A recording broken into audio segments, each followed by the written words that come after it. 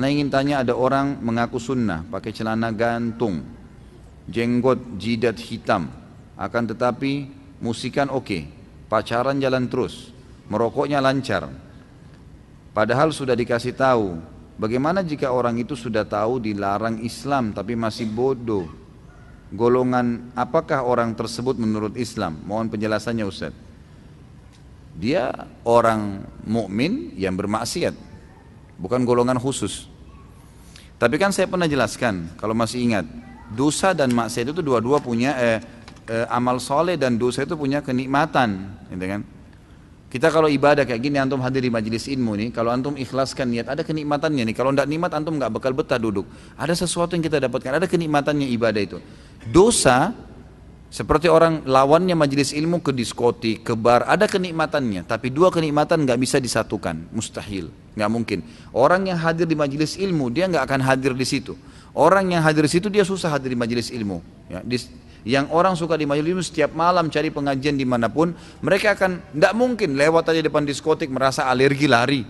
Orang yang biasa tiap malam di diskotik lihat masjid lari, gitu kan? Pengajian dia nggak mau, gitu kan? Nggak bisa ketemu dua kenikmatan ini.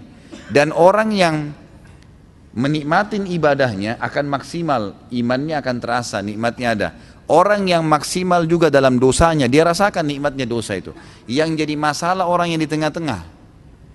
Dia masih buat pahala, juga buat dosa. Ini di sini nggak enak, di sini nggak enak. Ini tadi contohnya misalnya, dia sudah pelihara jenggot, apalagi masya Allah, bahasanya dahinya sudah hitam. Ini orang dahinya hitam, kecuali kalau memang sengaja digosok-gosok ya. Pakein arang panas, arang lah atau apa mungkin lain. Kalau murni dia sujud itu nggak semua orang sujud itu bisa hitam dahinya, nggak bisa. Itu simat, ciri khasnya para sahabat. Allah sebutkan dalam Al-Quran itu, simahum fi wujuhim min atharis sujud. Cirinya para sahabat, Nabi SAW dan para sahabat, dahi mereka itu hitam sekali. Memang begitu ciri khasnya. Kalau dia betul-betul ini sujud kepada Allah SWT, kemudian dia masih berpacaran tadi, ya, pastikan dia kalau jalan dan mau digandeng sama pacarnya, dia ketakutan tuh. Karena dia masih ada ibadahnya, tapi juga masih maksiat. Dan kalau dia sholat, kalau dia ibadah itu tidak ada kehusyuan. Enggak ada kehusyuan, karena masih ada dosa yang mengganjal. Enggak bisa bersatu dua ini. Saya kasih contoh lain. Kalau ada orang sholat 5 waktu tapi masih mabuk. Jam 2 malam dia mabuk. Tapi di otaknya dia, ini sebentar jam 4 azan subuh nih. Enak enggak mabuknya? Enggak enak mabuknya itu. Setengah-setengah itu. Karena dia masih pikirin sholat.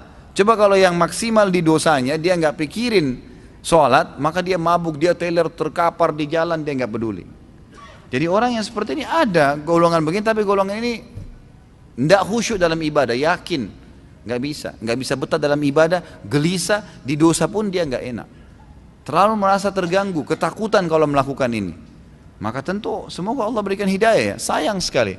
Makanya saya bilang ikhwan dan akhwat sekalian, sekaligus menjadi orang baik, istiqomah sekalian, kita betul-betul rasakan kenikmatan iman seperti sahabat sampai dipanggil jihad berperang, siap semuanya dilakukan karena sudah maksimal di situ.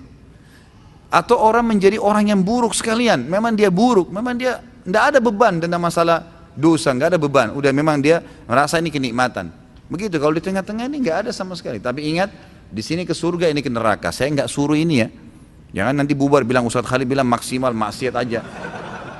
Ingat, saya sudah ingatkan, ini ujung-ujungnya neraka. Tapi saya mengatakan ada kenikmatan yang dirasakan di dua perbuatan ini, gitu kan. Jadi yang di tengah-tengah ini nggak nyaman. Semoga Allah berikan hidayah, karena aneh ini. Dan sebagian ulama membahas masalah khusus hitamnya dahi.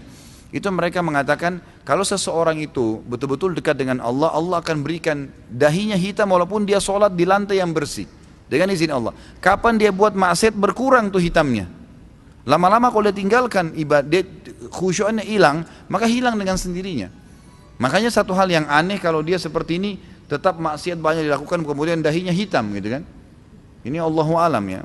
Apakah memang itu asli atau palsu, Allahu alam.